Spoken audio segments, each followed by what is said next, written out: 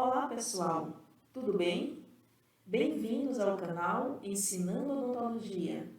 Eu sou a professora Luciana Malheiros, mas antes de assistirmos a videoaula de hoje, já aproveita, se inscreve no canal, ativa o sininho das notificações para ser avisado sempre que uma videoaula nova for postada e já deixe seu like. Vamos lá para a videoaula? Olá pessoal! Na primeira parte da videoaula, vamos ter perguntas de alguns concursos públicos. Você terá 10 segundos para responder, lembrando que você pode pausar o vídeo para ler a pergunta pelo tempo que for necessário. Ao final, teremos as respostas comentadas. Já ia esquecendo, lembre de anotar as suas respostas. Vamos lá?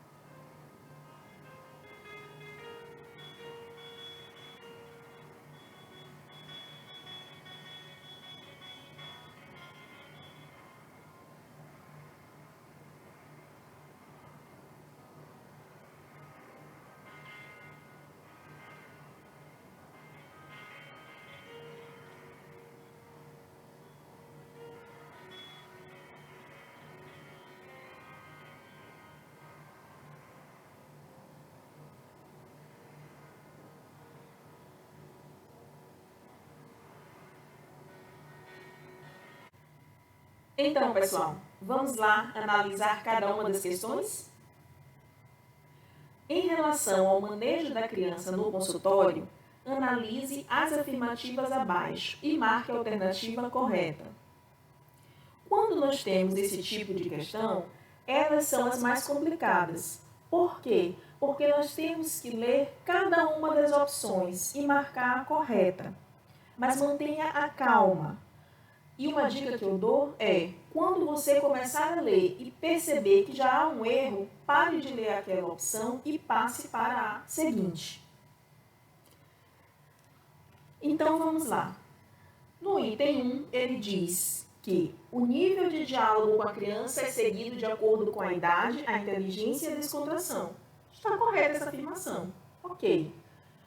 No segundo, o contato entre o profissional e o paciente é a forma importante para criar vínculos de ligação e transmitir confiança. Sim, isso também é verdade. Na terceira, o contato da criança com o instrumental deve ser feito depois do início do tratamento e de forma simples. Por que essa aqui ela está errada? Porque diz que é feito depois. E não é depois. Nós temos que apresentar o instrumental antes, para que a criança possa ir se familiarizando com aquele instrumental. O tempo de consulta em odontopediatria, quando se inicia o tratamento propriamente dito, sob anestesia local, deve ser em torno de 30 minutos. E por que essa opção aqui ela está incorreta?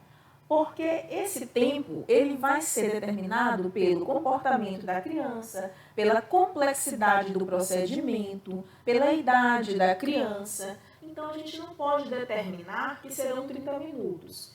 Claro que todo odontopediatra sabe que quanto menor o tempo de atendimento, melhor para a criança e para os pais e ou responsáveis. Mas a gente não pode dizer que tem que ser esse tempo de 30 minutos. Então, baseado no que a gente comentou, a opção correta é a letra B. A primeira e a segunda estão corretas.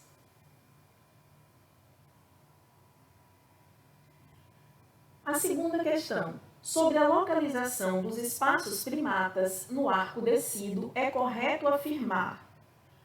Aí, nesse tipo de questão, a gente não precisa ir analisando. Sabe qual é a dica que eu dou? Lembre onde está localizado o espaço primata. Baseado no que você sabe, você só vai lá, escreve do lado, ou pensa e marca a opção. Não precisa nem ficar tendo que analisar cada uma. Então, os espaços primatas, eles são localizados entre quem? No arco superior, entre o canino e os incisivos laterais, e entre o canino, no arco inferior, e os primeiros molares. Sabendo que o espaço primata está localizado no arco superior e no arco inferior, no que a gente acabou de falar, qual a opção correta? A letra B. E uma dica que eu dou, para você nunca mais esquecer a localização dos espaços primatas na menção decila. Cão olha para a lua e uiva, C e L, canino e lateral superior. E no arco inferior, cão olha para o chão e morre, entre o canino e o primeiro molar. A cavidade oral pode abrigar de 400 a 1.000 espécies bacterianas. Pode-se estimar, portanto, que o cirurgião dentista trabalha com microbiota complexa, tanto quantitativamente quanto qualitativamente. Caso não sejam adotadas medidas corretas de biossegurança, o profissional ficará cada vez mais exposto a doenças infecciosas. Esse tipo de doença ocorrerá quando o micro-organismo patogênico conseguir invadir o hospedeiro, sobreviver e multiplicar. Sabendo que a transmissão depende de 4 fatores, marque a opção correta. Então, essa questão aqui é muito parecida com a primeira, ou seja, a gente vai ter que ler as opções e vai analisar cada uma. Lembrando, começou a ler, percebeu que há o erro, pare de ler aquela opção e passe para a seguinte. Então, na primeira opção, ele diz: a adesão é a multiplicação dos micro-organismos invasores. Adesão é isso? O que seria adesão? A adesão é quando o micro-organismo se liga de forma específica ou inespecífica ao local, ou seja, aos receptores ou células do hospedeiro. Então, essa opção, ela não está correta. A letra B. Invasão é a ligação do micro-organismo à superfície celular do hospedeiro. É isso que é invasão? O que seria a invasão?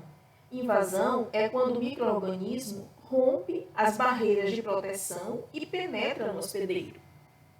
Então, a gente já viu que a opção A e a opção B estão erradas. A opção C.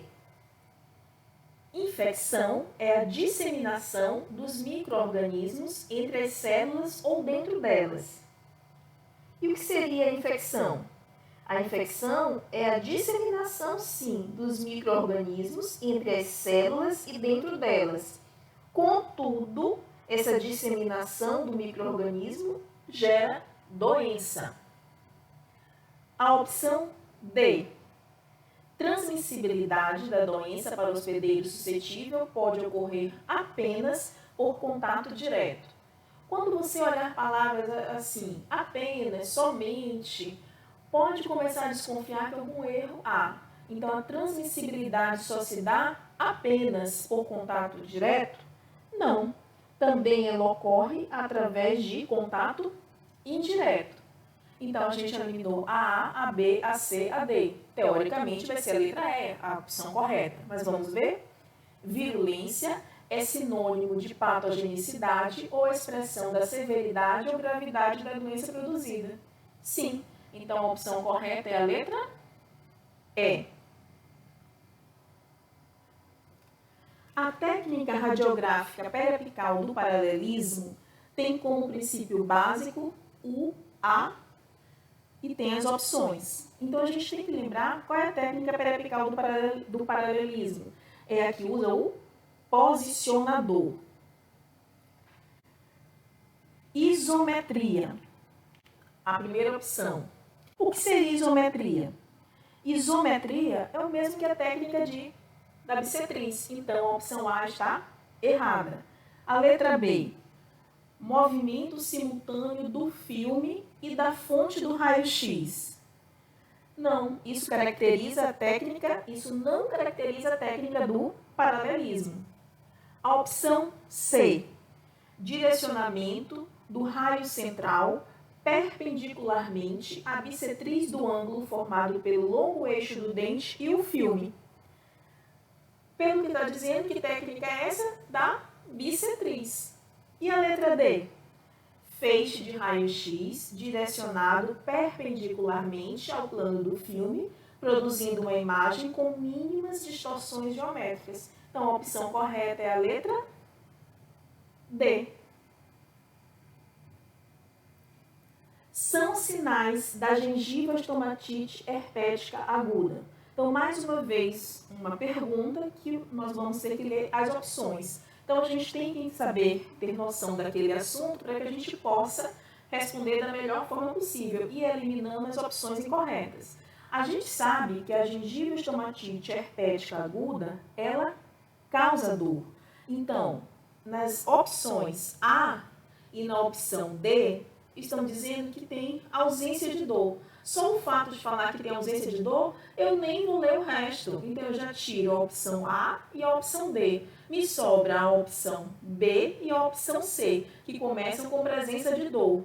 Tecido gengival avermelhado, e a gente está olhando na letra C, tecido gengival avermelhado. Na letra B, elevação da temperatura, também consta elevação da temperatura na letra C. O que está diferenciando a opção B da opção C é que a opção B diz que ela não é contagiosa e a opção C diz que ela é contagiosa. A gengivoestomatite herpética aguda é ou não é contagiosa? Ela é contagiosa. Então, a opção correta é a letra C. Vocês estão entendendo como é que a gente vai analisando as questões para diminuir o tempo da gente responder e poder ir anulando aquelas que a gente já sabe que são completamente erradas? Simplesmente a gente nem perde tempo mais para continuar a ler aquela opção que a gente começou a ver que tem um erro. A abordagem não invasiva é indicada quando clinicamente a superfície oclusal apresenta-se rígida ou com uma lesão de esmalte. Observação e controle são propostas de tratamento não invasivo, que se caracteriza no controle dos fatores etiológicos e determinantes da doença cárie. Com relação a esse assunto, assinale a alternativa correta. Não se assuste quando você olha uma questão muito longa. Então, você lê a primeira vez e depois você lê com calma e observa do que essa questão está se tratando. Então, está falando de um tratamento não invasivo e quer saber do controle dos fatores etiológicos. Então, vamos ver as opções. A opção A diz o seguinte: imposição radical de mudanças nos hábitos de higiene. Vamos parar bem aqui para a gente nem precisar ler o restante. É assim que a gente vai fazer as mudanças no nosso paciente, impondo a ele? Não. Então, a gente nem continua a ler a opção A, imposição radical, nem pensar. A opção B, motivação do paciente para uso de selantes de fóssulas e fissuras. Eu pergunto, usar selante é o único meio para controlar a doença? Então, é o mais apropriado? Não. Então, a opção B não é a opção correta a ser marcada. Opção C, controle mecânico e químico da placa bacteriana. Eu pergunto, todas as pessoas têm que fazer controle químico? O mecânico, ok, escovação, uso do fio. O químico, não. Então, nem todo mundo precisa. Então, não seria por aí que a gente ia fazer a parte, uma abordagem não invasiva e controlando esses fatores etiológicos.